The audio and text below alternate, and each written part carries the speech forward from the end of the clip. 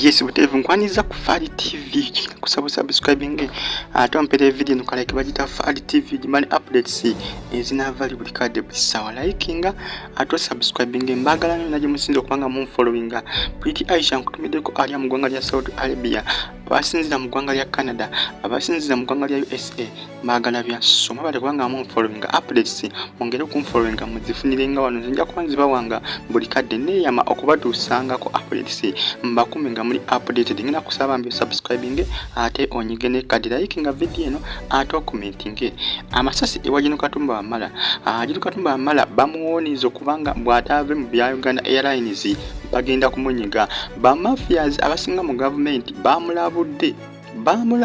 bamugambye bwatave mu nsonga za Uganda Airlines bajja kumunyiga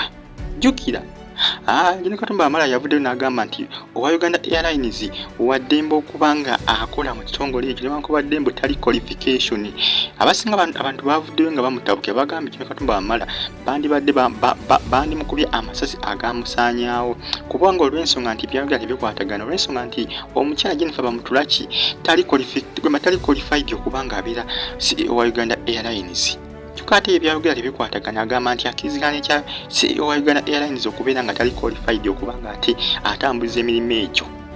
bamafiyazi bangi nnyo bavuddeyo ne bamutabukira bamugamba nti bw'atave mu nsonga zino kubanga bo balaba Jino Katumba Wamala ate ensonga zino ate azikutte bulala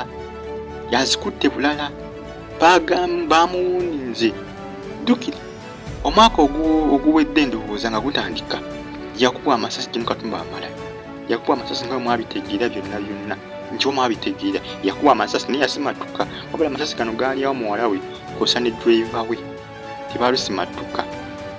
kati saa zino ayingira mu nsonga za Uganda Airlines ne bamuwonzi ne bamugamba bw'ataziveemu awedde Kaweddemu bamutabukidde bamulabudde bamafia Juga Jino Katumba Wamala je alagari kusaidia Jennifer Bamutulaki juga bo bamafia baba tebafuna Jennifer Bamutulaki ngafuna sente mpitirivu West obukadde kyana mu musanvu bwa Uganda buli mwezi bamafias baba tebafuna abali mu government bo baba balaba nga bakozesa loss Jennifer Bamutulaki kosa Jino Katumba Wamala kubanga ayingira mu nsonga zino ate ngalagari kusaidia ya Jennifer Bamutulaki juga Katumba Wamala yakuba amasasi neti wali yamanya ani yamukuba amasasi tewali tekyategerekeka ani yamukuba amasasi mpaka nakati bakyanoonyeza okuva mu mwaka gwa 2021 wakati omwaka guweze nga Jino Katumba Wamala akubiddwa amasasi bamukuba amasasi ndowooza mwezi ndowooza gwali gwa April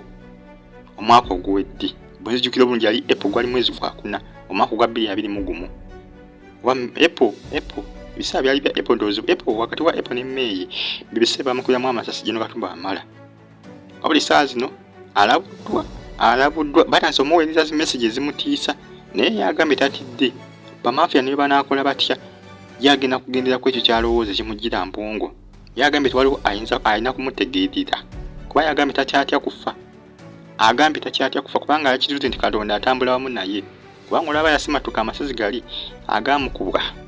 agamba nti yalaga akyaliwo yagambye akyaliwo era alibidde kubanga afeesinga abo bonna bagala okuleka nga bamujja ku mulamwa bamuyita Jino Katumba Wamala ali kusaidia Jennifer Bamutulaki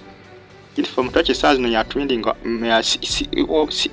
wa Uganda Airlines ya trending saa zino olw'ensonga nti abanagana abasinga buli omu ayogera ku sente zaafuna buli mwezi sente empitirivu nnyo bukadde 97 buli mwezi kugamba ye omuntu omuyenga ye banagana abasinga saa zino yembuzi bali ku mimwa bulijjo yembuzi ku mimwa gy'Abannayuganda ya Jennifer Bamutulaki yenga ya Jino Katumba Wamala awoningiddwa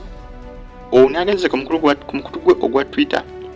n'atwitingayo ng'alaga nti bangi bamuweereza message ezimutiisatiisa nga bamugamba okuva mu nsonga eza Uganda Airlines kubanga tezinawe zimukwatirako naye yagambye agenda kusigala nga akirwanisa agenda kusigala nga ali ku ludda agenda kusigala nga ali ku side entuufu ekyateekeddwa okulabika nga abaako agambye agenda kusigala nga ayogera ekyo ekiteekeddwa okwogirwa yagambye tatidde bamuyita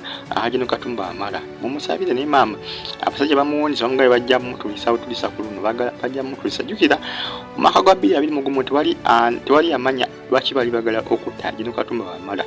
tewali yategeera tebanina kumanya ani ayagala okumutta nyo bikyali abo bitu bwe kugamba nabyo bikyanoonyerezebwa bunoonyerezebwa bikyali abo bitu bwe naye nga bagamba nti abali bagala omutta banne byatwalako ekifo ky'obwa minisita yatandika okuvaayo mu nkubo nga omanyi social media naye nga ebyo ku social media oluusi ebiseera nga tebiba bituufu oluusi biba bifo ebimu tebiba bituufu ebimu biba tebikaba nga si bya mazima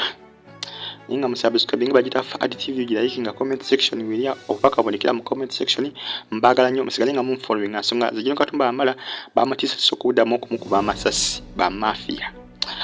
nsonga za Jennifer bamutwaki owa CEO Uganda Airlines CEO mubire bulungi amwera